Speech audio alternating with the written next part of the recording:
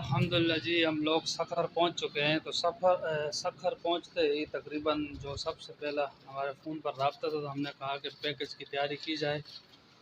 تو الحمدللہ یہاں پر آپ کو نظر آ رہا ہوگا کہ تقریباً آدھا پیکج جو ہے وہ انہوں نے تیار کر رکھا ہے، آدھا صبح تک تیار ہو جائے گا۔ جس کو دیتے جائیں گے دستخط لیتے ہیں، جس کو جائیں گے نا لسٹ اس کی ان کی بنتی جائے گی۔ ان کا طریقہ کار ماشاءاللہ بہت پیارا ہے۔ چلو لسٹ تھوڑی آگے کرنے ویسے یہ ان سے رابطہ کرتے ہیں، جن سے رابطہ نہیں ہوتا پھر اس کی جگہ دوسرے نام لگا دیتے ہیں۔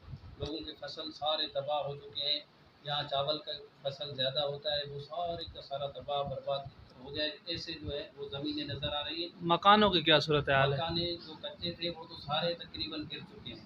پکے جو مکان تھے وہ ان کا حال یہ ہے کہ وہ رہنے کے قابل نہیں، ڈر لگتا ہے اندر جانے کو۔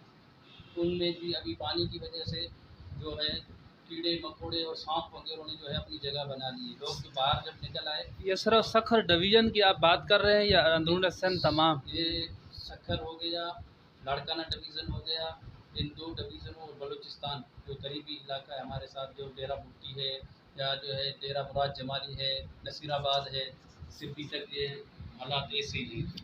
اللہ پاک آپ کی محنت کو قبول فرمائے۔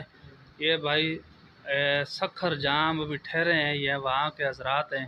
اللہ پاک ان کی یہ مسلسل جن دنوں سے سیلاب آیا ہے، جیسے توسا راجن پور کی صورتحال ہے، ویسے وہاں کے مقامی جیسے اسامہ بھائی، دوسرے تیسرے جتنے بھی حضرات تھے وہ لگے ہوئے ہیں، ویسے ہی یہ حضرات بھی لگے ہوئے ہیں۔ اللہ پاک ان سب کو جزائے خیر دے، اپنی دعاؤں میں انہیں خصوصی طور پر یاد رکھیں۔